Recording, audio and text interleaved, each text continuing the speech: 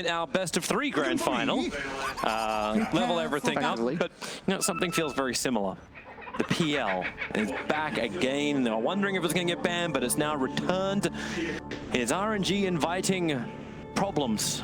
Is this worth the risk? Like, Cinder and I agreed with him when he said, make Team Nigma prove that they can beat you with something else. Not only did they get a PL, but they got a 4th against Venge Drow. Drow PL matchup is notoriously one of the worst, if not the worst, for the Drow, because the third spell only hits the third spell from Drow only hits single targets. Like the arrows stop. So even though it's this nice AOE, the PL illusions are one of the only things in the game that can actually soak up that damage. If only you could upgrade to like piercing shot and go.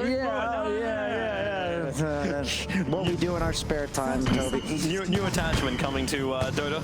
Yeah, but I don't know. I mean, I think I can't believe RNG gave them this draft. Not only did they get the Doom first round, I think Wyvern's one of the best supports in the game right now. Very good against Venge Drow lineup. Is it worth it, man? Like RNG, they've got Stormjumper, they've got the Disruptor, who's been one hell of a support hero throughout this whole tournament, heavily on the punish. VS combo with the Drow Ranger too. The only thing which is a little unusual because, well, she just didn't want to be blue, is a Legion Commander.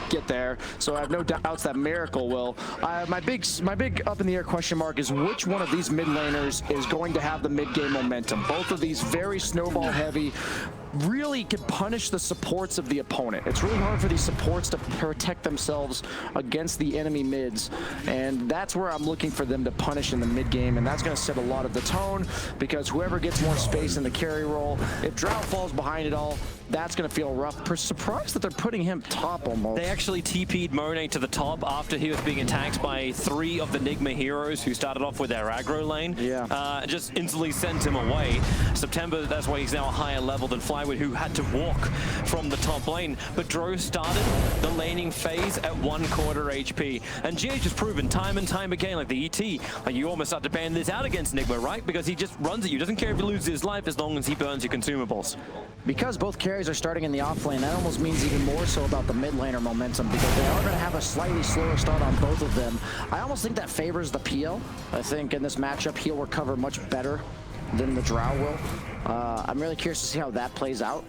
But both carries eventually will most likely rotate to their own safe lane. Probably, it's generally around the 6 to 8 minute mark that you kind of give up on these aggro lanes. And obviously, as you said, it was originally Nigma aggroing and then the Drow from RNG dodging. Almost surprised he didn't take the Doppelganger on PL level 1. Just to get rid of the harass? Yeah, I mean, it's so much effective damage to remove. Technically, it's you'd remove the last 3 ticks of Disruptor's Q, which is 120 damage. But if he has Phantom Rush, maybe then he can work with Kuro, find these earlier kills. Super currently burning down to mind control Scorched Earth. That's a lot of mischief with the side lane pulls. Yeah, it's a lot of tanky, beefy boys again running at you on the Drow and the Venge. Eventually, we've seen these Drow lineups outscale these types of lineups.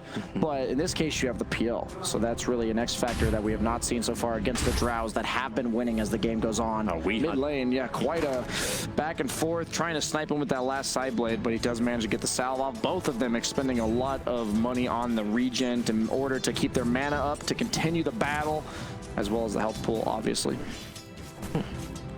Still no first blood, 3 minutes into the game. Everyone being as defensive as they can, apart from Kuro's early harassment. Flywim, that pressy attack is not oh, actually, is it looking for Kuro? Yeah, you're going to glimpse it back open. Miracle have to do something else here, as Kuro back underneath the tier 1 tower. Flywim has the overwhelming odds, thanks to Mango. Up he comes as Doppelganger jump forward from Miracle with the lance. Will get a rebuttal. The first blood still does go the way of Flywim, while Setsu and Weeha having their own little bit of a battle. And Weeha, the damage from Refraction, binding with the meld. Does he hit up? Oh, no! He misses uphill. He may need another one. And Setsu miss uphill again. If he missed it again, man, I'm calling the lottery and buying a ticket for Storm Spirit here. But Setsu does go down in the mid lane. Does pay the price with his courier. That's a classic. I do that all the time myself. So that actually kind of hurts for Weeha. He did get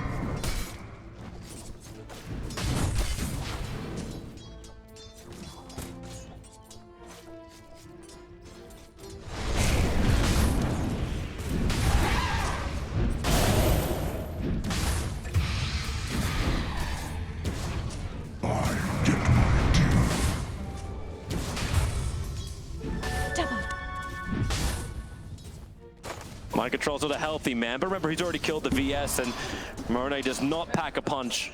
Yeah, this is just a solo drow. Lane is pushing into him, so he's gonna get plenty of XP top.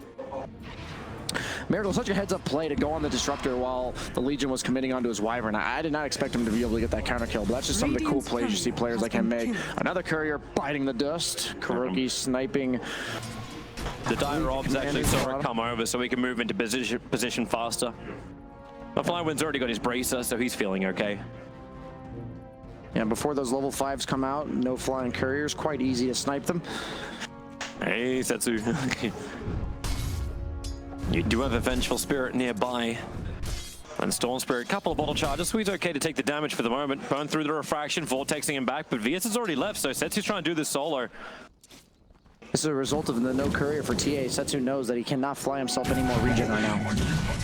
So despite the fact that Weeha hits level 6 first, Setsu knows that this is a nice little opening for him. Yeah, as you said, that courier snipe kind of saved this mid lane, I think. I think Weeha would have been able to bully him out of lane before Storm gets that 6, threatening him with the trap kills, but he just doesn't have the mana to do so.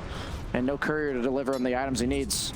Flywin, probably feeling like he's still as tanky as he was in the last game as Underlord. He has no courier this game either, so he's stuck low on the bottom lane as well. That's what they burn through him. While Mind Control, not the easiest lane for him. 12 for 5 is the CS. So for all the harassment that GH has been able to do, like he's still also taken 10 of the CS from the lane. That's almost shocking to me that a safe lane Doom is having that much trouble. Yeah, it is an offlaner technically, but you've split the CS though. Like if you take both the, GH as well as Doom, yeah. It's actually more than Flywin as Miracle will jump himself forward to get the kill onto exactly that man who did not have the regeneration. These courier snipes actually being a really big deal this game. Something we are not unfamiliar with in terms of them getting sniped, but he's on the mid lane as well as the bottom lane there. Kind of just have to accept your death on Legion. Oh my god, Mone! Magic missile from Super actually saving Mone, but GH's movement one punch. It's so damn hard. What's going on? It's Super GH! Hits him with the phone book. Call a friend. You don't win $1 million on this show. Are there rocks inside of that phone book or something? That was a heavy-looking phone book that he just 3-shotted both of them with. I thought they might have like a stack or something, but then just there, he just put it on the creep wave in one hero, and I mean, I guess ET Spirit level 2, pretty damn powerful. Something that we saw a boatload at TI. They did nerf it such that you can purge it, but unless you have the lane purge, it just doesn't matter. Same hero. Well, mid lane Vortex going on to Weeha. Double supports TPing in already. It's the Disruptor, ready to work with Super, but they need a glimpse back on Weeha. Sentry Ward is planted so he can't hide inside the meld. But with the arrival of Kuro and the removal of that Sentry Ward, they also and they even get the obs. Yep. Easy. That's going to make Setsu's life a little bit more difficult. Oh, nice doppelganger from Miracle. Flywin now does have the duel. If you can clean up the PL illusions, he can find the real one pretty quickly. GH, all right, here we go again. Who was hitting who? He can actually dive this. One more attack. Spirit out again. He needs to keep the buffer. One more hit and he gets a GH. Oh, Murray's life goes from bad to worse, but the duel is out. GH is still actually hitting so damn hard. He'll end up surviving. One more attack would do it, but Super will have to finish the job. Woo! I may be wrong, but from what I understand, if you Spirit before your other one's out, it refreshes the duration, but keeps the buff of the one that's higher. Okay. I think that's what's happening there, because there's no way he's supposed to hit that hard from hitting a creep wave in one hero. I'm pretty sure that's what he's doing. Fogged needs to be here to tell us about that one. One of his favorite heroes. He always plays ET, but I had to assume he had like a massive stack in his jungle that maybe Weehawk just cleared that he was using for that. Something we've seen some ETs do in the past, kind of unique, really useful, like pushing that hero to the limits. Doom down, Flywin. Mind Control just trying to start going on him. That's not going to happen unless he's got some extra support. And Super will hold his hand. We call those the zoning dooms, Toby. Oh, do we? Yes, he is zoned. Look at that. That's true. The zone is to the south. Okay. No need for that. TA. Traps galore and the stuns coming in from ET. We've already seen how hard GH has been hitting on the top lane, and now he's moving down to the bottom. As Miracle will creep skip, they're wanting to try and dive September. They can clean the trees up pretty easily with Doppelganger. And there it is. Doppelganger breaks the trees in the bottom lane. They'll find September. His TP will not happen. The stomp from GH is just there in time, and September will fall. This is the GH show so far. It really is. So we've been looking at Team Nigma because they've been making the plays across the map. We're now 30 seconds out from the outpost. That'll be probably the next part. But how is RNG looking as far as like positive sides of their lineup?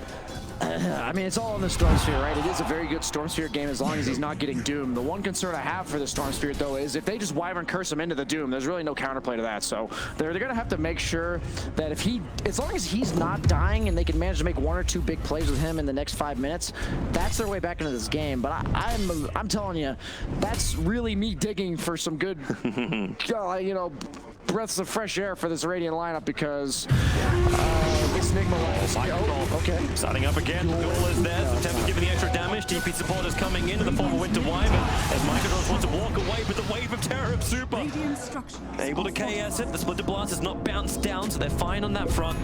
It will still be